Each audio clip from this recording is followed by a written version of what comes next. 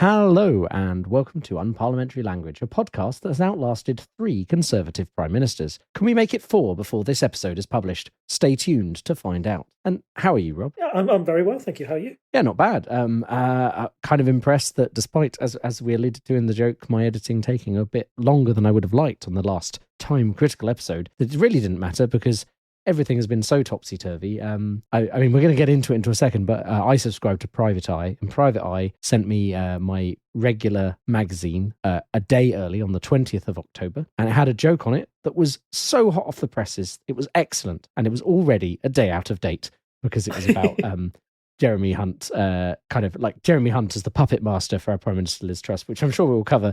But it was very funny because it was already out of date, despite being a very good joke and a very timely, because everything has just been moving so fast. I think it's fair to say there's too much news for us to do the headlines, and we're just gonna it will be, I guess this is the headlines, but it's also the main story. So we're just going to go straight into everything that's happened with Liz Truss's government since we last spoke. So where were we last time, Rob? I think we had obviously discussed Liz Truss being in power. We discussed the Queen passing away and all of that stuff. But it's been a few weeks. Where were we? I think we were at Tory Party conference, weren't we? And I can't remember if it was just before, if we were on the eve of Tory Party conference to see how I Liz think Truss it was went. The first day of it, and we were like, next time our episode is going to be all about the conferences, and then the news has got ahead of us. So, I mean, I don't think we might touch on the Tory Party conference as part of this. I might mention the Labour one, but I don't think we have our time for our usual yearly review of them because everything has changed.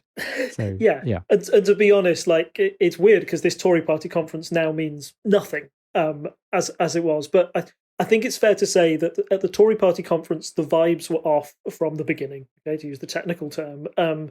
There was a feeling that Liz Truss has just done this major economic change of policy with Kwasi Kwarteng as her Chancellor of the Exchequer. And on the eve of that conference, as we mentioned, she'd U-turned on the 45p tax rate.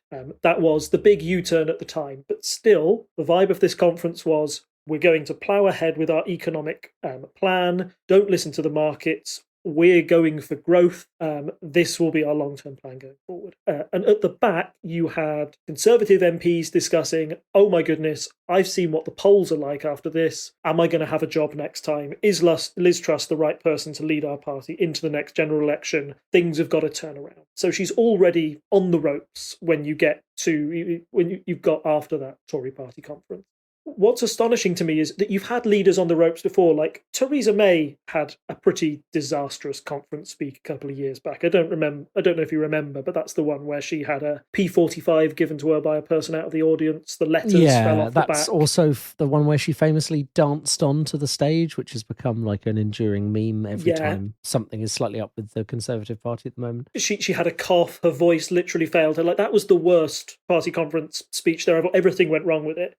So Liz Truss at least had quite a low bar to pass, and she did. And people after that conference speech, being the primary one, were going, well, I'm unsure, but we've all got to rally round her. She's our leader. We've got to give her time to prove what she can do. So they give her about a week, I would say, in office. And then it's pretty clear that after the Bank of England had already stepped in to calm the gilt markets once, which we discussed in the previous episode. But essentially, if they go up too high, then bad stuff happens to our pensions. That's as economically complex as I'm going to get into it for now. The Bank of England stopped that support, and once again, those markets were creeping up. And they were like, oh my goodness, are the Bank of England going to keep doing their policy of essentially quantitative easing, which is making money up and buying these gilts to try and keep them artificially low? Can they do that again? Is that sustainable? And it came increasingly clear to people that Liz Truss's economic policy that she'd laid out was not compatible with the economy at the moment for whatever reason. So something had to happen. You've got Kwasi Kwarteng as Chancellor of the Exchequer. He's over in a summit meeting in New York with the IMF. And on Friday, I believe he's interviewed, and they say, are you going to be Chancellor in the next month, after Christmas? He says, absolutely, yes. Believe it's the next day, or pretty darn close to it, on the Monday, just over the weekend. He is flown home on a special flight to be put in front of Liz Truss, who says, I'm sorry, Kwasi, this plan isn't working. I'm firing you. And not only that, I'm replacing you with Jeremy Hunt. So Jeremy Hunt is seen as, well, what's your opinion of Jeremy Hunt compared to Kwasi Kwarteng? Because I think he's a man famous for being his own rhyming slang. But yeah, Jeremy Hunt is generally not regarded well by anyone who cares for the NHS, basically, is the way I'd put it. You may remember, it may have been even before we started this podcast, there was a period where there were a lot of junior doctor strikes, and that was with Hunt at the helm. And then he went off and did some other things. He was culture secretary for a while, which made it easier for the spoonerism involving his name to take place. But yeah, I think he probably is competent. I just don't agree with what he does in practice. Like, I don't think he was good for the NHS, but I think compared to Kwasi Kwarteng, who I don't know much about, and based on his very short tenure, has not filled me with any confidence in him. At least I think Jeremy Hunt is someone who reads his briefs and things like that. So, I mean, that's a positive for him. I just don't happen to agree with a lot of his policies, but at least in this case where he was like, let's sort things out, it seemed at least he was aware of what the sensible things were to do in this case. Yeah. That's the nicest praise I could possibly give. So no, you're right. I think you've shown the positives and negatives of Jeremy Hunt. So the big negative is that he is known to people, and people don't necessarily have a popular view of him. So you bring him into your cabinet, you're not necessarily giving yourself a big publicity boost with that move.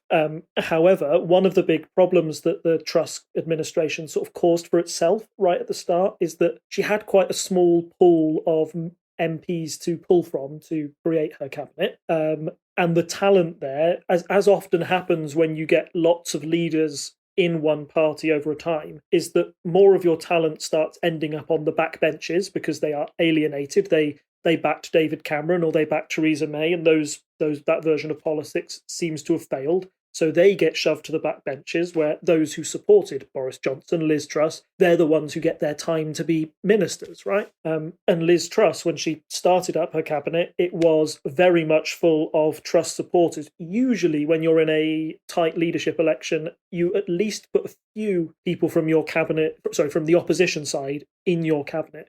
It's even possible that you might put the person you ran against in your cabinet as a gesture of good faith or to keep party unity.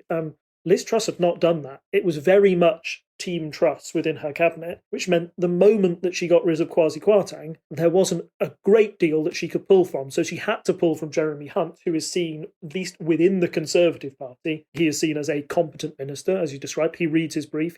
He's the grown-up in the room. He's got big head boy energy, as it were. Yep. And he's... No, that's all right. It's not quite BD energy, but yeah, no, he's a head boy energy. And he's from a different wing of the party, so you can try and unite your party around you, which was vital for Truss, because what she did next was essentially the mother of all U-turns. Jeremy Hunt walks up to the microphone at 11 a.m. on Monday. Apparently he'd briefed the speaker before, saying this usually would go through Parliament, but look, the markets are so unstable at the moment, I need to make a statement now to calm them. So they allowed them to do that. And in that statement, he essentially says, that Liz Truss budget that you had a couple of weeks ago, it's gone. The tax cuts are gone. We're reintroducing the national insurance stuff. Pretty much all this uncosted spending that they'd put in was gotten rid of. And the big increase to public spending, that 2-year energy bill freeze, that was reduced to 6 months. So that's the big impact that it had in the short term. The markets calmed down. So yay, you appear to have saved the economy in the short term. However, you are left with this big question, which essentially is, what's the point of Liz Truss? As the Private Eye mentioned earlier alluded to, the idea that, essentially, yes, what is the point of Liz Truss? Is Jeremy Hunt not running the show here if he's undone everything that she said she stood for? Yeah. We were told again and again and again that her and Kwasi Kwarteng were one and the same, that they were in lockstep when it came to this budget.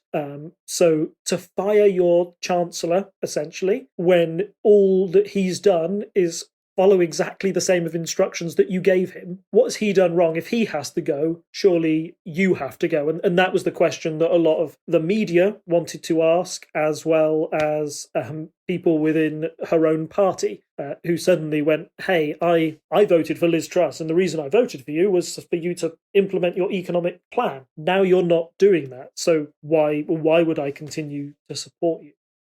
This announcement on Monday was followed by, I'm slightly mixing up my timeline, but there were other things that exacerbated the problem for Liz Truss. One was when she got rid of her Chancellor, she hosted a news conference to say why she'd got rid of him. It was one of the shortest. She gathered, you gather the world's press, or the news stops. You've got all of the big beasts from the BBC, Channel 4, all the newspapers there. She spoke in kind of platitudes for 5 minutes, stopped to take questions. She took 4 questions in total, in which I'm pretty sure that she just said the same answer again and again and didn't answer the actual question, and then left for a total of 8 minutes. And apparently the mood in that room afterwards was sort of disbelief that the Prime Minister would get everybody out of bed for this. It was...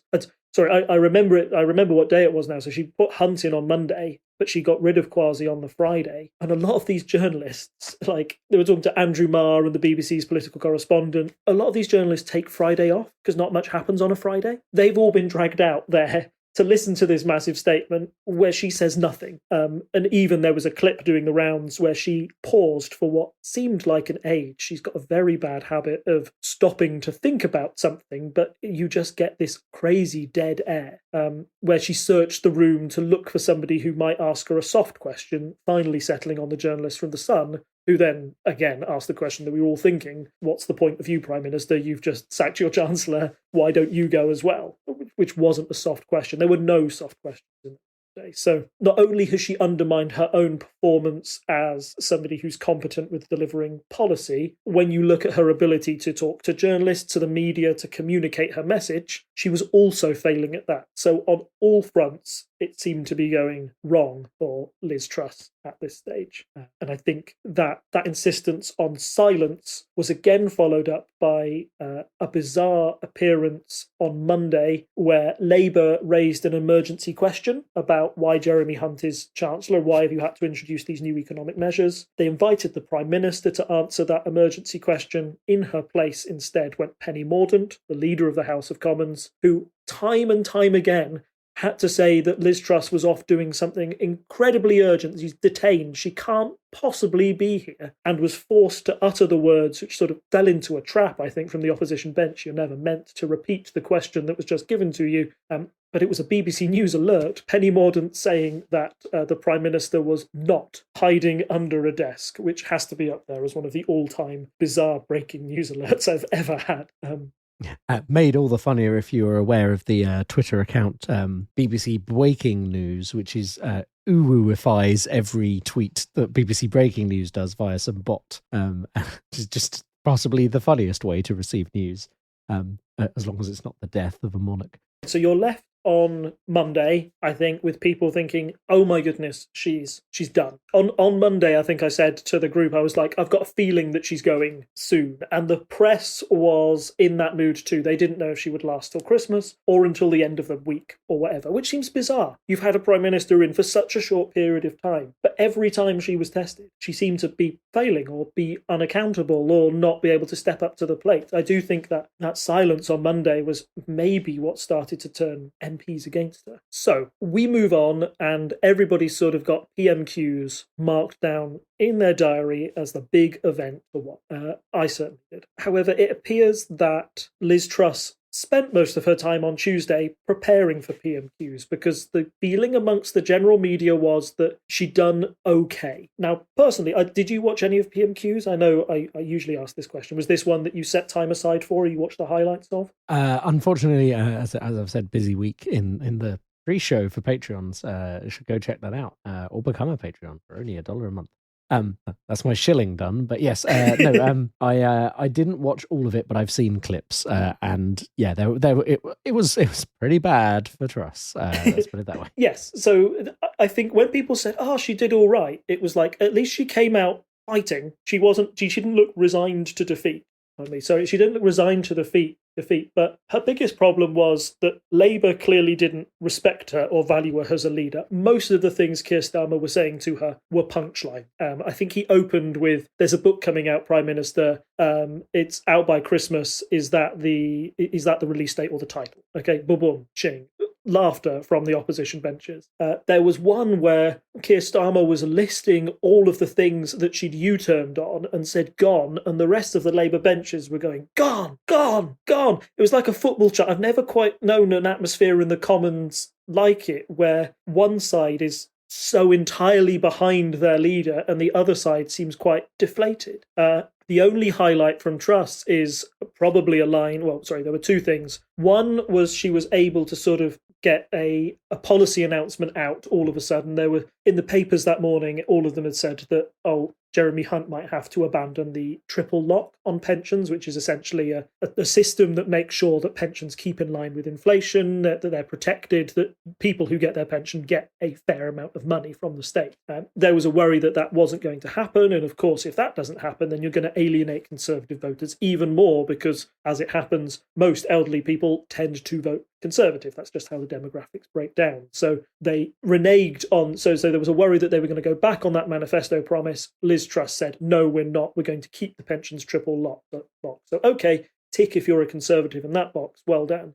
The other thing is that she came out and she said that I am a fighter, not a quitter, which essentially, it showed her that she was going to fight for this job. She knew that maybe in her heart of hearts that she only goes if the party has somebody to replace her with. She's meant to be safe as it comes by like the 1922 committee. Like that's meant to be something where she's not meant to be challenged for a year. She should have a year without MPs being able to remove her. There's no obvious successor waiting in the wings of the party, so why would they get rid of me now? Like, she had a few things in her favour. So I think she walks out of PMQs thinking, I've given myself a stay of execution. I think for now, I'm safe. Then we have what only can be described as chaos. I know you've had a busy week, but were you keeping an eye on the news on Wednesday night? Because this was like Breckflix all over again for me. I am very fortunate that not only am I in a group chat with you and a few friends who pay attention to politics, but I'm in a number of discords of British people who pay attention to the news. So even if I'm not directly following Twitter, I tend to get the key updates. So yes, no, I was Wednesday was not particularly stressful for me. I just had a normal work day and so couldn't really watch PMQs. But yeah, Wednesday I actually had a free evening. And I think I had great plans to, do one of my hobbies in the evening. And I think I just sat in front of the laptop gawking at everything that came out, just being like, what is going on? Which I think was the feeling of a lot of the MPs as well. So do you want to fill people in on what happened Wednesday evening? So in the afternoon, you get the news that, oh my goodness, the Home Secretary, Suella Braverman, has resigned. Home Secretary is one of the four great offices of state behind sort of Prime Minister, Foreign Secretary, Chancellor, and Home Secretary. They're meant to be where you put all your big dogs. That's where you put all your main loyal supporters. They run those big offices of state and they stay there for a while. She's already lost the Chancellor. Out of the blue, she loses her Home Secretary. Now, Braverman says that she did it because that she had to resign because she'd broken the ministerial code, which was essentially sending a private document over her public email, which it is technically a breach of the ministerial code rules. However, a lot of people looked at that and said, well, out of stuff that, Boris Johnson has kept Priti Patel on for bullying, etc., or of all the things that you could go for, this seems incredibly minor. Has she been pushed out of the role? So there was question marks over whether Braverman and Liz Truss had a falling out, particularly over immigration, where they seem to have very differing views. Braverman was not keen on having more people into the country. Liz Truss had said that we needed more people in the country to fill the skill gap. If you need growth, then you need to encourage some immigration to fill those jobs. So that was one of the big key things against them. Secondly, in her resignation letter, Braverman attacks Liz Truss in some subtle ways by basically saying, when I make a mistake, I know I have to resign. Subtext, why don't you do that too, Liz? And secondly, basically saying that, I think the Conservative Party is not going in the right direction at the moment. We need a change. So undermined immediately. She has to find a new Home Secretary. That's on our list of things to do. I just want to just butt in at this point to say it's one of those interesting...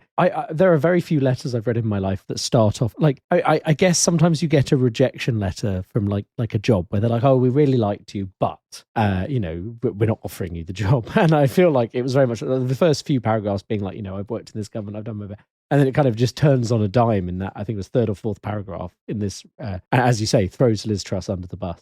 Liz Truss thrown under the bus. Nice rhyming slang there. Yeah, so that's out of the way. Next of all, for some reason, it's not the government's doing, it's Labour's doing. Labour have set a trap for the Conservatives. They've got an opposition day motion, which says, we would like the House of Commons to vote on if you ban fracking or not. And the Conservatives come out and say this is essentially a confidence vote. It's a 3-line whip, which means if you don't vote with the way the government says, you will face disciplinary action, which could include being thrown out of the Conservative Party. Now, fracking is a very contentious issue and one that Liz Truss seems to have followed, knowing that it hasn't got the backing of many of her MPs. We touched on it briefly last time, but essentially the main problem is the places where they would frack are places where Conservative MPs are in charge. They don't want it to happen in their backyard. They're worried about the consultation process and how local people's objections to it will be sustained. The government has repeatedly said, yes, we'll listen to local concerns and we'll not put it in where locals don't want it. But the precise mechanism for locals to say no has never really been cemented down. And that makes Conservative MPs very nervous when it comes to this commitment. Essentially, fracking is another one of those things Liz Truss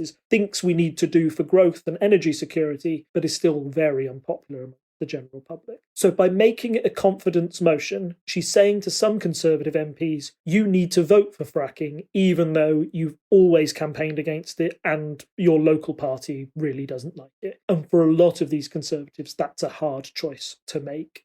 Among them, I believe one of the biggest sort of outspoken people from the backbenches was William Ragg, who was the vice chairman of the 1922 committee, who essentially said in the Commons in the debate beforehand that, hey, I would like to vote against this motion, but I also have a letter in with the 1922 committee that says I want Liz Truss out. And if I'm not a Conservative Party member, then I'll lose my letter to the 1922 committee, and I don't want that to happen. So I'm not quite sure how to vote. Yeah. It's an interesting catch-22. Yes. Yeah. Can I get rid of her if she's not the leader of the party that I'm a part of? Anyway, about 20 minutes before the vote is going to go ahead, on the floor of the House of Commons, the person leading it says, wait, we've changed our mind. It's not a confidence motion.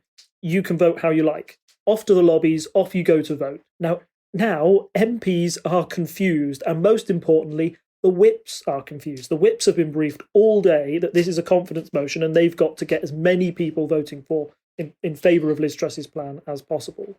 Whereas some MPs are saying, I was just told it wasn't a confidence motion. I think I'm free to vote how I like. The chaos that ensued, and when I say chaos, we're talking about reports from Chris Bryant, the Labour MP, of people being manhandled and physically forced to vote certain ways in the lobby. There were accusations of bullying. There were accounts on Twitter that accused Theresa Coffey as the that's what a vice president. Sorry, she's the Theresa Coffey, the deputy prime minister, being the one who manhandled an MP into one of the voting booths. Jacob Rees-Mogg was meant to be one of the people shouting orders, trying to get people to vote a certain way. The whips apparently were an absolute chaos, and it was the deputy whip who said the line, I'm effing done, I just don't effing care anymore, which did the rounds and was part of a very fruity, very colourful German news broadcast, and the effing version was also used on an ITV, on the beginning to the ITV News, where newscasters, everybody watching on, just seemed to be, this is definitely unprecedented scene.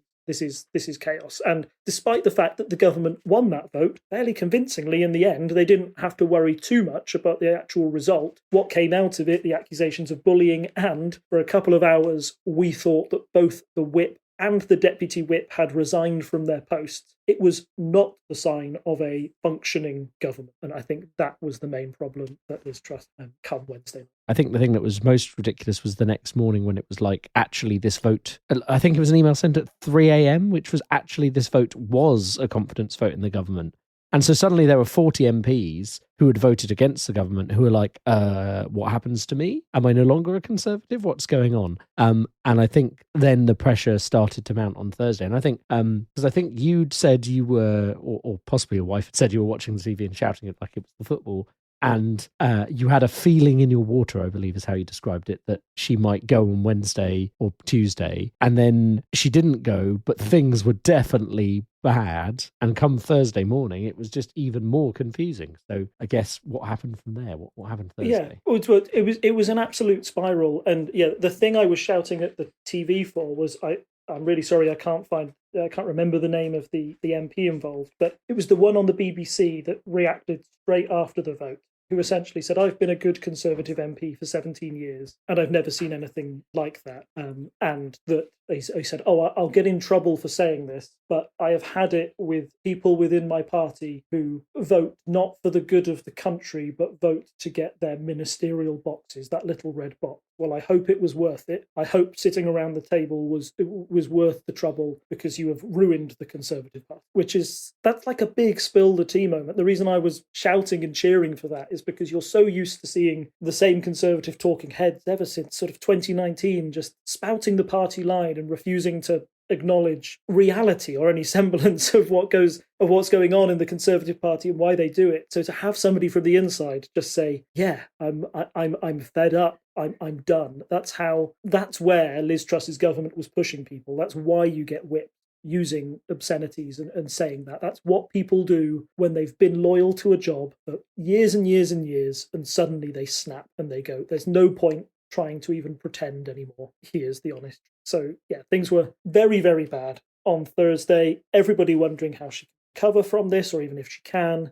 Then about 10:11, there's news that Graham Brady, who is the leader of the 1922 committee, has been summoned by the Prime Minister to talk to him. So he hasn't approached her, she's approached him. And I think essentially she's trying to get a mood of where the party sits, how many letters are now in his office. We have no idea of how many letters Graham Brady got or was sent. I think that's all kept internally in Conservative Party HQ. Yeah, I think the only thing we knew was that there was a discussion about the threshold changing right down to 33% of the normal amount or something. Maybe I've got confused and we can cut. No. There were discussions, and essentially, even though we mentioned earlier in the podcast that by 1922 committee rules, she has a year. The point is that the committee can just vote to change the rules whenever it wants. It's not part of it's ruled by the Conservative Party and not by the Parliament. So it's not like you need to get all MPs to vote on it. You only need Conservative MPs to have a vote to change the rules, and then you can get rid of Liz Truss however you want. And the suspicion is that Graham Brady might have come in and said, look, over half of your political party is against you leading this. Anytime you try and get anything through the Commons, there's a big chance it won't pass because you don't have the support of MPs. And it's probably that calculation that led Liz Truss to, at about 1:30, say that she was going to make a statement. And that's where we got, out of the blue, her resignation speech. Just on the subject of the resignation speech, obviously there are clips of it. I'm sure you can find a normal clip of it online. But given Rob's interests, I have found the clip for him. This will be in the show notes, and it is a trombone champ. Liz Truss resigns as Prime Minister. Oh, fantastic. I don't know if you want to watch that before we move on. I can. It's in the Discord. It's only 2 minutes long. This is that glorious bit of podcasting where we watch a video and laugh at it. I'll be very quick. This trombone is too good. It's on auto toot. Okay, they're doing, yeah. Sorry, listening to her speech behind the trombone, if I will.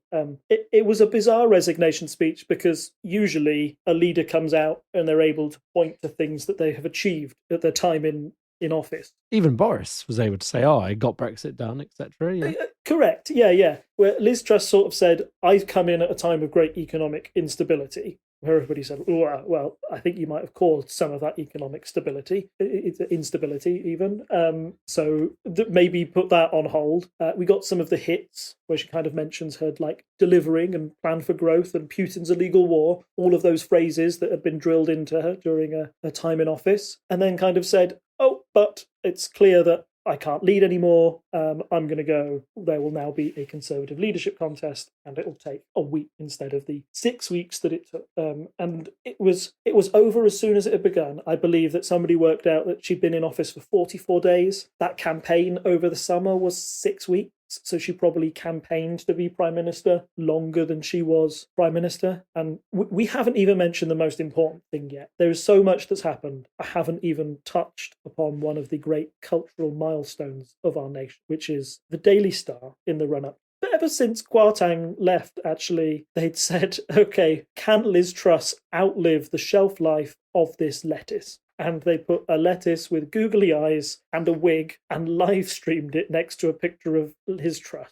And the scenes on the YouTube when she resigned and disco lights went on and Celebrate Good Times was played over the top as it was declared that the lettuce had won. The lettuce was Prime Minister now was, quite something to behold. And we didn't do headlines this week, but if we'd done headlines, some of the Star's lettuce puns were superb. They don't always get it right with how mad they can be on some of the stuff they do, but that campaign seemed to be. It became the light-hearted story that globally people were saying, oh, by the way, in funnier news, will this lettuce outlast Liz Truss's premiership? But yes, that was very funny.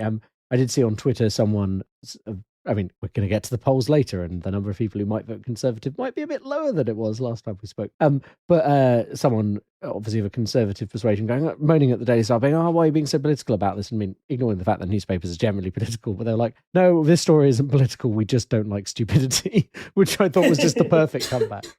It was impressive. It was the thing everyone was watching, at least in part on YouTube. And leafy lettuce puns for everyone. It was as quickly as it's done in 2 podcast episodes, we've gone from explaining what Liz Truss is all about to recalling her demise. It's very usually on these occasions I try and sum up a premiership or think what they've achieved or done, but it's going to be so that I think Liz Truss will, unfortunately for her, be remembered as a really odd footnote in Britain's history, and kind of as a case study of everything you shouldn't do as Prime Minister. And it makes me, as we're about to go into the leadership contest and what happens, it's worrying that candidate, who was very quickly found out that she was not adequately prepared for office, how she could go through 6 weeks of campaigning and people felt that she was still the best choice. I have my theories about how they did it, but I don't know if you've got an opinion on why exactly Liz Truss failed as hard and as quickly as she did. I saw quite an interesting Twitter thread on this, actually, where it's kind of like,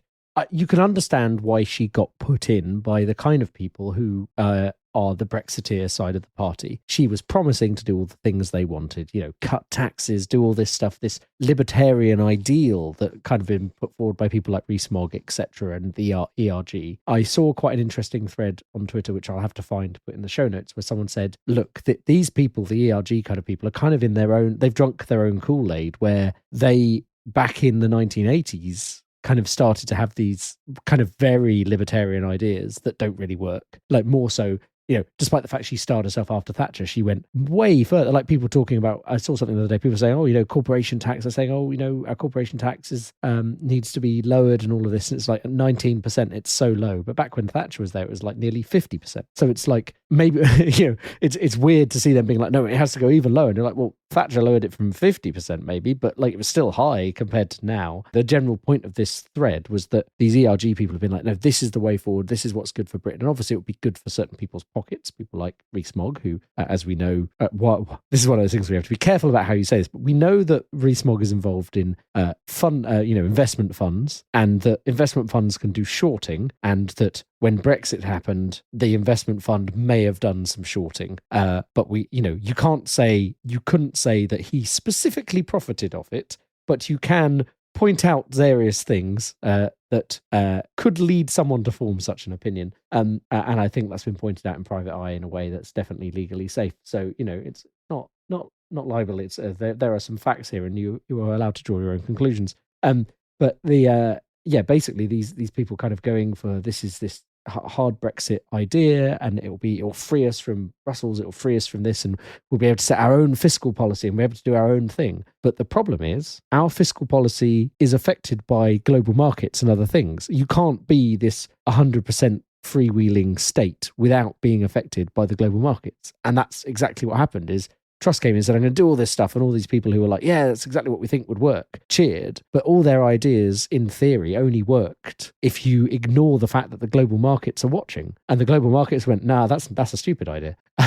So everything tanked. And that was the problem, was that they kind of, it's almost like for 30, 40 years, they've had this theory and it's been put to the test and it's just failed them. And so there are people who still think that theory is sound in some way, but I don't think they are seeing the reality that in a globalized world, like unless we cut ourselves off and become Brexit Island completely, we still, like, you know, there's all this stuff where they're like, we're going to leave the European Union, but we can still trade with all these people over here. But, you know, that's the problem here, is that we're part of a global market. And so stupid things we do are seen by the global market and they go, oh, I don't think I want to leave my money with you anymore. And so they pull out. And that's where all the pound falling and all that came from. So I think it's this kind of inability to understand how interlinked everything is, especially now in a very global world. And without, short of becoming North Korea, I don't think there's really a way we can, you can test their theory properly. So yeah, that's a bit of a rambly answer, but I think that's probably why there are some people who still support Liz Truss, because they are part of this kind of cult that believes they're right about this one idea, but it kind of falls down in practice. Yes, and I think you're exactly right that wing of the party, who it appears to be like members want to vote for that as well. Remember, like members, that they had a choice between two, and they chose Liz Truss over Rishi Sunak. So that's clearly what members believe they want their economic policy to be. But the fact that Liz Truss was put there in the first place, it's almost like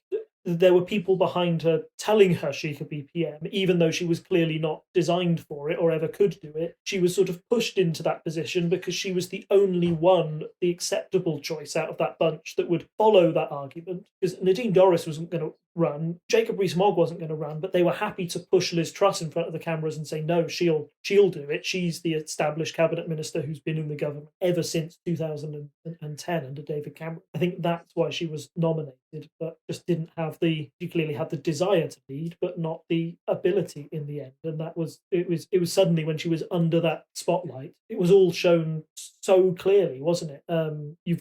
It's very different being a minister and having to do a couple of TV performances and being able to duck out of a few when you're just, foreign secretary. But being prime minister, everybody expects that the buck stops with you. She seemed to really struggle with that concept. As soon as she got rid of her chancellor, it was over for me.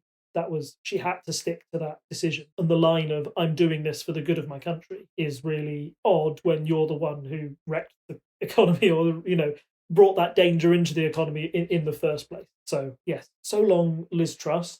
Now the Conservative Party has another bit of a problem on it. Sorry, you said so long Liz Truss, and of course my brain automatically added, and thanks for all the fish. But I don't think there are any fish involved. So long Liz Truss, and thanks for all the pork market. So yeah, what happens next? We need to have another leader put in place, obviously. I feel like the country probably doesn't want a long and extended leadership election like we had over the summer. Just to point out, Liz Truss's premiership will, when she has resigned based on what we're about to discuss, and actually left, will be shorter than the leadership election that elected her. So we can't really faff around for another, however many weeks it was. So what's happening instead? You said the 1992 committee sets all these rules. They must have something in place for from now on. Yes. So we've got a week-long contest, and the rules are pretty simple. You need 100 MPs to nominate you. That's the threshold for nomination. You need to do that by Monday. The MPs will then, if there's more than 3, because there are 300 and something odd MPs within the Conservative Party. So if there are more than 3 nominations, then the MPs will vote until you have 2 remaining, and then those 2 will go to the Conservative members, and that vote will happen by an online ballot. So it's super speedy, and then we will get our new leader of the Conservative Party. These rules are set up for a reason, which is I think the Conservative Party is really desperate to not have another Liz Truss happen to them, where Liz Truss had the support of the members, but not the support of her MPs. So by setting the threshold at 100, that is quite a high bar for anybody who wants to be leader to get nominated. As in, Liz Truss only got 100 MPs in the final round of voting, I believe, to get to the last 2. She didn't have it in the first round with that support. So you've got to have that support from the very start. And with only 365 roughly, I may be off by a few, Conservative MPs, that means there only will be 3 candidates maximum going into that first round. So it helps ensure that it will be a quick process, because 3, 2, 1 is the best it can be, and that's assuming we get 3 who can reach that threshold in the first place. Yeah, so there are only about 3 names in mind, and they come from people who, unsurprisingly, ran in the last leadership election and the wild. So we've got Rishi Sunak, who got to the last 2. He's declared and he's put forward. You've got Penny Mordaunt, who's also declared that she's running. And then you have the spectre at the feast. You've got Boris Johnson, who, although as of recording, has not formally thrown his hat into the ring to say that he is standing, but has quite the support of a few MPs. There are reasons why we are at a time where the Conservative Party has no good choices to make, I believe. Whichever way they go with this, they are damned if they do, and they're damned if they don't. It appears at the moment that it will be a choice between Rishi Sunak or Boris Johnson. Those two appear to be the only ones who have any serious backing. But I think Penny Mordaunt will fail to get over 100. So this is the situation for the Conservative Party and why it will be good and why it will be bad. So let's start with Boris Johnson, who is a man, clearly we know what he's done in the past. He has only left us a short while ago as Prime Minister. Conservative Party MPs who support him put forward this argument, which is only Boris Johnson won a mandate in 2019 from the general public. If we want to avoid the calls for a general election, which are getting very, very loud from opposition sides and from the public in general, who feel that, the last time the Conservatives were left up to pick their own leader, they elected Liz Truss.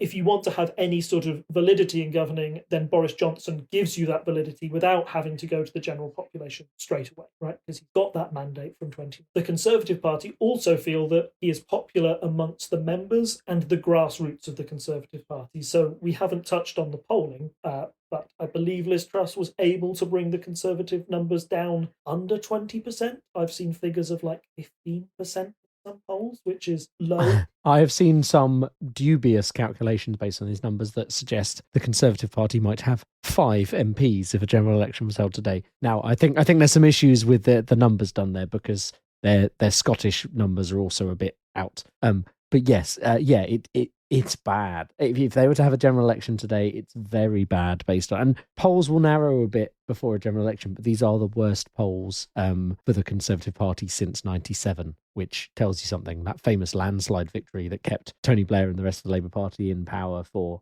12 years? 13 years? Well, yes, at least. Yeah. 2010 was the coalition, so 13 years. Yeah, so it is bad for the Conservative Party, and I agree with you. I don't think there's a good choice to make. There's 3 people who are really kind of like listed, and you've said Penny Mordaunt might not actually achieve the number of 100. At the moment, Boris Johnson has apparently 52 people declared for him, but there's claims that he has 100. So it may just be like, and we know last night Rishi and Boris had a behind closed doors meeting. So maybe there is like some bluster here where, Boris can say, oh, I've got all these people. And actually then it turns out, well, Rishi gets the votes and Boris doesn't actually put himself forwards. And then that just makes it a very swift answer for the nation. But I mean, I think we discussed this before. I think I said out of the group of people running last time, I think I said Rishi was probably the best of a bad bunch because we had economic issues and he has been Chancellor. And I think most people are quite happy with how he handled COVID and stuff like that. But he does have the sense that we have to cut back in certain ways. And I think if you kind of lay out his arguments, most people go, that sounds fairly fair to me, even if there are specific things you might take issue with amongst the broader package. I think his idea is very kind of there. Whereas Boris, we know, is kind of the other side, likes to spend for a Conservative. And regardless of whether you think Boris should even be allowed in this, like if we're just looking at kind of how we get out of this current situation we're in, I feel like his is kind of the opposite of Liz Truss in the opposite way. And it's kind of like we want the thing in the middle. And then I don't really know what Penny Mordaunt's ideas are for the economy. I couldn't tell you. I'm sure she has put nice hair. Yeah, she's got nice hair. Apparently, men on Conservative home think she's attractive, but I don't think that should be the reason you vote someone in.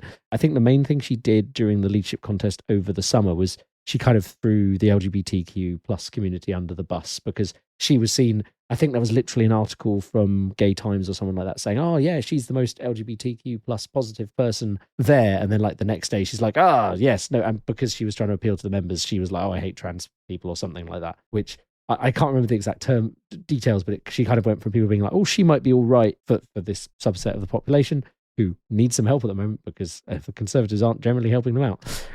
But then she kind of turned around on it, and like, because it was for the popular vote. So I think, and I say the popular vote, not the popular vote of the country, but the popular vote of the Conservative members who are, not the group who are the most supportive of LGBTQ plus issues, it's fair to say.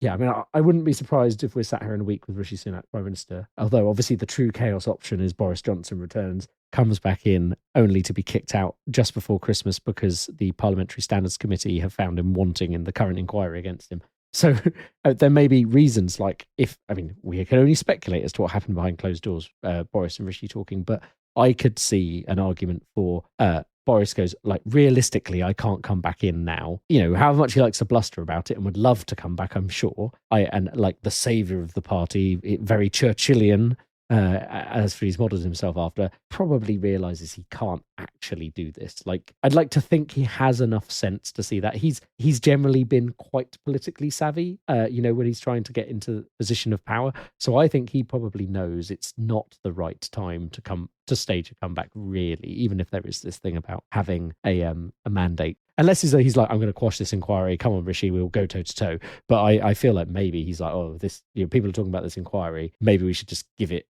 a minute for me. And what I'll do is I'll claim I've got all these people voting for me, and actually they'll vote for you, Rishi, because I won't stand. And then, as I say, suddenly we have one main contender. Penny Mordaunt can't even get the 100. Rishi gets 200 and something because everyone who would have gone for Boris goes for him, and then it's done, and we're over, and we're like, okay, cool, we've got one candidate. That would be the super, and that also gives stability as quickly as possible because it's over. We have a choice. It's less democratic. People will complain about it for various reasons, but you can see why the Conservative Party might want that outcome of a quick. And again, I think most people, like, I don't think many people are talking about the fact that Rishi Sunak was fined for being at a part of, like, people think that's a Boris problem. Rishi was kind of caught up in that, and I think most people are less worried about that. The things we've discussed before with Rishi Sunak in previous episodes, which I'll put in the show notes, are more about like the fact, his being a millionaire, the stuff to do with his wife's company, and the stuff to do with his I forget the term for citizenship in the US that allows him to get out of tax. Green card. Green card, there you go. Those things, I think, do mar him a bit, but I haven't heard anyone mention them since they came about. I think in the world of politics where things can get forgotten quickly, people are like, oh, most people, when you mention Rishi Sunak, still think about, oh, he helped us out during COVID. So I think for the person on the street, out of the three options, I mean, I know there are a load of people who love Boris, but I just don't think, even with, like, I think Boris is too marred to help them. And if they want someone who can sit there for 2 years until they hopefully lose the next general election, I mean, that's obviously that's me talking, not the Conservative Party. I'm sure they want to win the next general election. I think it's very hard to see a way to them winning another general election. The British public would have to forget a lot, although they have done that before. So I don't know if you had more here before we move into the polls. Yeah, there was just a little bit. I just think that obviously I said a lot about why Conservatives felt he was good, and I think you've mentioned a lot about like why he's bad. Just to stress, like, why Boris Johnson coming back would be a bad thing for the Conservative Party is that, one, he has become their Jeremy Corbyn in a way that Jeremy Corbyn was loved by members, but then was unelectable by the country. Like, it came in 2019 that people clearly thought that Jeremy Corbyn wasn't fit to be leader of the country. No matter what your personal view on that, public opinion swayed heavily in that direction. So when it came down to a choice between Johnson and Corbyn, the public went away from Corbyn, and he wasn't able to replicate the success that he had back in 2017. Labour went to like a historic defeat under his leadership. Now Johnson is in that position where he is loved by the Conservative members, but by the general public, they don't like him at all. You've got to remember when he was leader, after the Partygate stuff happened, but before this Chris Pincher stuff, he was still losing by-elections in like super, super safe Conservative seats. By loads, losing them to the Lib Dem. None of that has changed. The public has made up its mind on Boris Johnson. So I think him coming back would actually definitely gives the Conservatives an electoral loss. They might be able to poll at 20% again because their members are engaged, but that they lose the general population and they become alienated from the general sway of like the way society is going. Other problem that Boris Johnson has is that although it is claimed that he's got 100 MPs, honest boss, they all go to another school, you don't know them, but I've got 100 MPs named. How does Boris Johnson form a cabinet when his cabinet, so many people resigned last time saying that he was unfit to lead, right?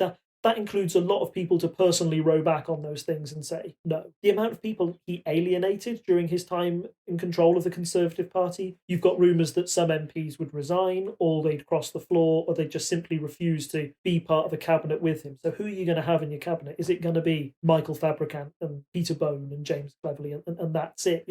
We talked about the lack of skills that the lack of skilled people that Liz Truss had to put in her cabinet. The pool would be even smaller if you've got Boris Johnson. And if Boris Johnson gets 100 MPs and is in charge, but Rishi Sunak has got over half of MPs claiming that they want him as their leader, how does Boris Johnson get anything through Parliament? He can't. You're back to the same problem you had under Liz Truss. So that's why it's so bad for the Conservative Party. Essentially, if they stick with Boris, their members will be happy, but the party won't, and he won't be able to preside over a functioning Parliament. If Rishi is in, then the MPs will probably be behind him and he'll have more than 50% of the MPs, so he'll be able to get his policy through, but they'll alienate the members who'll feel that they haven't had their say, and the calls for general election will get louder, and they might slip in the polls even more if those previously Conservative voters say, I've had enough of this, I'm not voting Labour, but maybe I'm going to abstain or go for reform or something like that. So whichever way the Conservatives turn, I feel at the next juncture, it is bad for them. They end up losing in some way, and whoever's next is the leader of the Conservative Party is in for a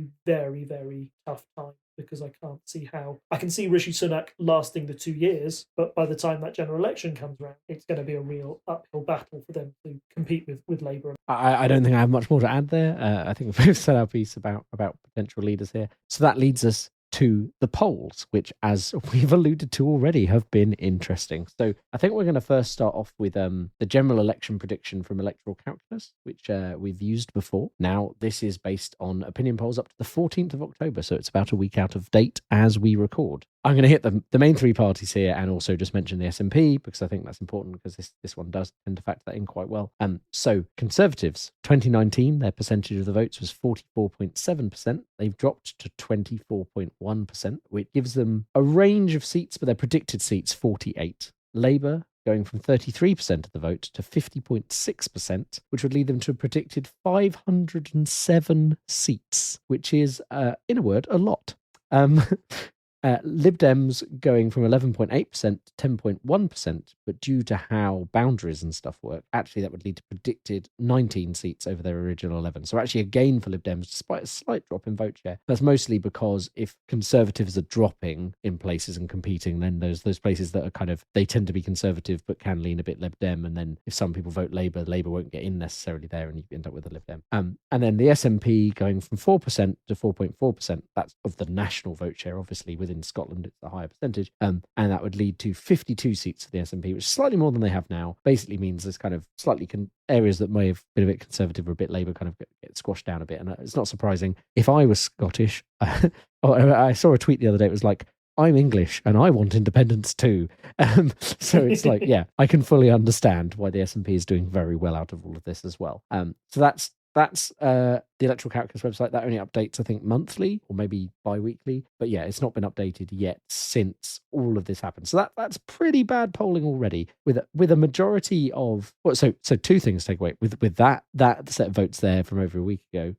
The SNP would be the official opposition by 4 seats. And 507 is a ridiculous majority. Labour could do what they like. Even though we technically have more than 2 parties, it very much starts to fall into the kind of 2-party politics. Like, America has Republicans and Democrats, they go back and forth. It's kind of like Labour can come in and just do what they like for a period of time until the public gets so annoyed at them that the vote share starts to go back the other way. So and it's a solid 5 years of doing what Labour wants, basically, without having to compromise with any of the smaller parties, which I think is bad for democracy. As we've talked about before, coalitions are a good thing in general. If it goes that low, we're talking death throes of the Conservative Party here. Like, clearly the general public has swayed a lot, and the Conservative Party is incredibly resilient. But you are looking at not 5 years out of power, you're looking at 10 years out. You're looking at a similar wipeout they had in 1997. And this is the problem for the Conservative Party, is that they are splintering, as it is, that it appears they have too many groups and factions of MPs, which means they struggle to have this identity anymore, and those that want to put forward their identity to the country,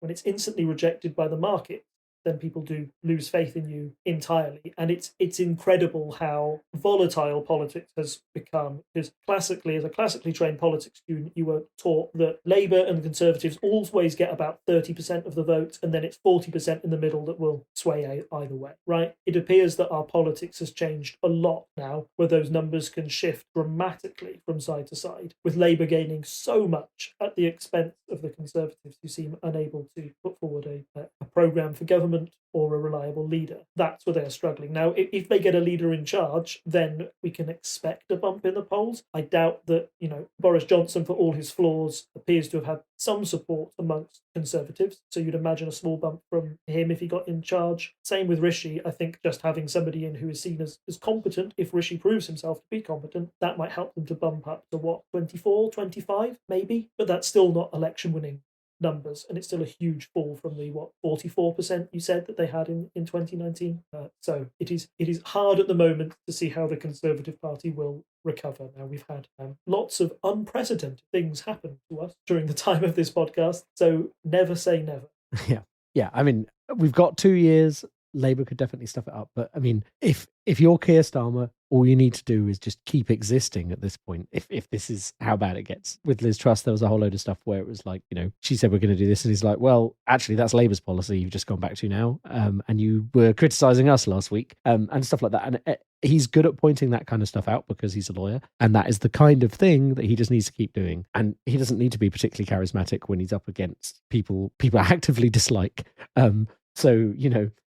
I just want to quickly look at Politico poll of polls. Predicted 50.6% to 24.1% Labour to Conservative. With the current poll average, it's predicted Labour 54%, Conservatives 21%, Lib Dems 10%, and SNP 4%. So you are looking at even more gains for Labour through this crisis. Some of those polls are outliers. I think the highest I've seen is Labour 57%. So I said there was a poll that said, there'll be like 5 Conservatives, but that was that poll. The advice from my Scottish friend is, if you ever see the Outer Hebrides red, the poll is wrong for Scotland. So that means they've taken the percentages and just applied them across the country, but not taken into account how Scotland's setup is. And similarly, they've probably made mistakes in Wales for the same reasons. It basically means it's an England-centric poll prediction. So this is a particular poll, not the average that we've just discussed, but there's a particular poll where Labour had a 53%, Conservatives 14%, Lib Dems 11%, Green 6%, and SNP 5%. Based on that prediction, which, as I say, does take into account Scotland properly, you end up with Labour having 530 seats, which is even more than the 507 we just discussed. The SNP on 47, which is about the same as we just discussed. Lib Dems on 38, which is a bit of a surge for the Lib Dems. Conservatives on 13 seats. It's a majority of 410 for Labour. And of course, the Green Party keep their 1 seat that they always have, because I think that's basically how the Green Party goes at the moment. And that is, that's just absolutely wild. I don't think that is going to last, as we've discussed, through to the general election. But it's so strange to see stuff like that. The country is, it's almost, I imagine most people who listen are aware of the Jeb meme where the entirety of the US was yellow for Jeb Bush when he stood as a third party candidate. Well, there's one which is the same, and he has like these laser eyes, and someone's done the same with Keir Starmer where everything is red.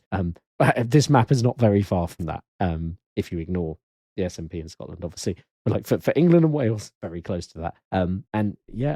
It's interesting times. We've been saying for the last X number of years, you don't want to live in these interesting times. We keep living through them. And just the final thing to add into the show notes, I don't know if I will... Maybe this will be our main image for the week, because it's freely available on the internet. But the graph of Liz's in charge of the UK has been updated to 0. So yes, there's that weird period where someone was saying that it's going to be an absolutely brilliant quiz question in about 30 years' time. Who was leader of the UK when the Queen died? Because it's going to be the Prime Minister no one remembers, because they weren't around for very long. I think that's it for this week. Is there anything else you want to add, Rob? No, other than, can the news slow down a bit, please? It would be nice, given I have to edit this episode to get it up. Yeah. So I guess our usual, thank you for listening, getting to the end of the episode. This is a bit of a shorter episode than our bumper episode, I say, looking at the an hour and 39-minute recording time and going, that's wrong.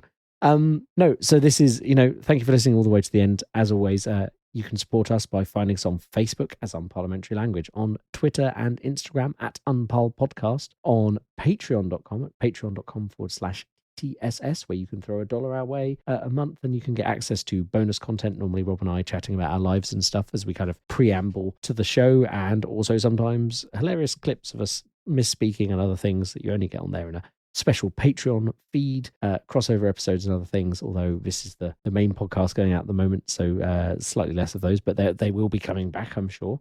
I don't know, maybe we'll do a weird Unparliamentary Language Astrocast crossover, the politics of the 41st millennium, I don't know. And yes, you can also find us on Reddit at /r/unparliamentary. And I don't think there's anything else left for me to say other than it's good night from me. And it's good night from him. Bye. Bye. Bye. Bye. Bye, Liz. Don't let the door hit you on your way.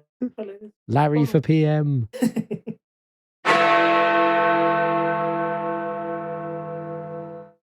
Good evening and welcome to the bar.